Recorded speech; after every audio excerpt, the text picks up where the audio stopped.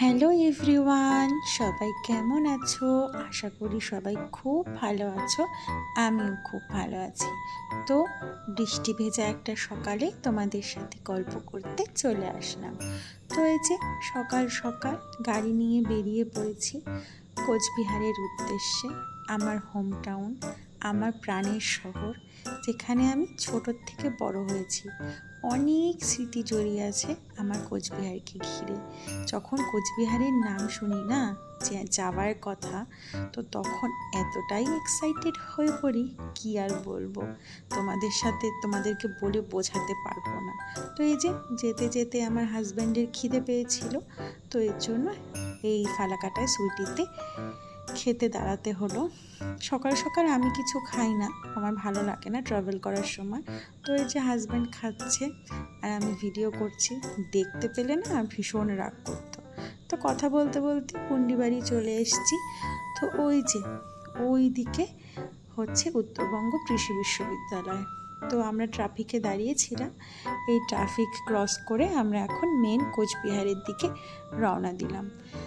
তো যেতে যেতে এত ভালো লাগছিল, আর ওয়েদারটা এত ভালো ছিল, খুবই ঠান্ডা ঠান্ডা ওয়েদার ছিল। বৃষ্টিটা কিছু দূর হয়েছিল রাস্তায়, তারপরে কিছুটা পাইনি। এই যে কোচবিহারে ঢুকছি, কী যে ভালো লাগে এই রাস্তাগুলো, মানে মুখে না চাইতেও একটা চওড়া হাসি চলে আসে এই রাস্তাগুলো দিয়ে। আমার বাড়ির দিকে যাওয়ার রাস্তাটা হচ্ছে, আমি এইদিকে একটু ট্রাফিক কম পাওয়া যায়, এই শর্টকাট আছে, শর্টকাট রাস্তাটার জ্যাম একটু কম থাকে। তো এই দিক দিয়ে সোজা, একদম সোজা লাস্ট মাথায় আমাদের জায়গা পড়ে, তো ওখানেই যাচ্ছি। তো এই যে রাস্তা দিয়ে যাচ্ছি আর মনে হচ্ছে কখন আসবে কখন আসবে কখন আসবে। এই যে এখন নামবো বাঁধের নিচ দিয়ে, এটা মেনলি বাঁধের রাস্তা দিয়েই ধরেই আসি, নতুন এক রাস্তা হয়েছে কোচবিহারের মানে ভেতরে ঢোকার জন্য।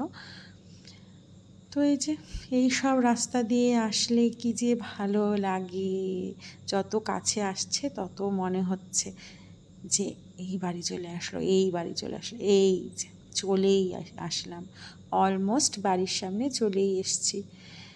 আর এই যে বৃষ্টিতে ভেজা রাস্তা, এখন অনেকটা সকাল সকালই চলে আসছি, ওর জন্য রাস্তাঘাট শুনশান অতটা। আর যেহেতু সানডেও ছিল, মানে আমরা কালকে এসছিলাম, তো সানডেতে একটু জ্যাম কম থাকে। আমরা আবার বাড়িতে এসে ফ্রেশ হয়ে এখন একটু বাজার যাচ্ছি, আজকে যেই পারপাসে এসছি আর কি।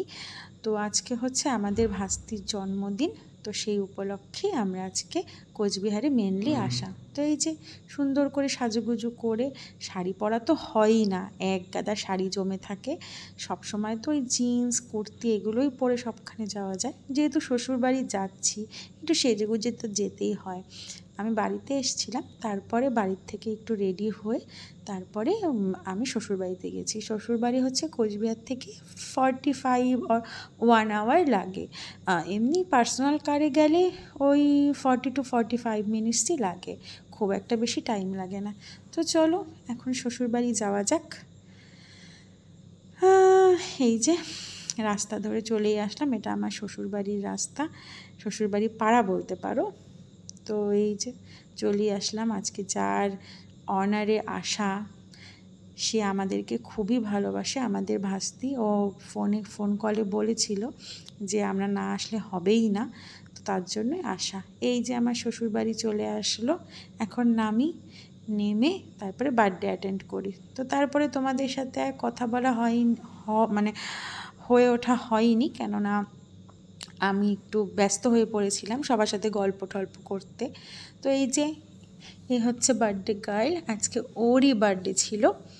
তো ও আমাদের খুব ভালোবাসে, নাই করে 50 বার বলা হয়ে গেছে যে আমার আজকে বার্থডে, সকাল থেকে অনেকবার বলেছে।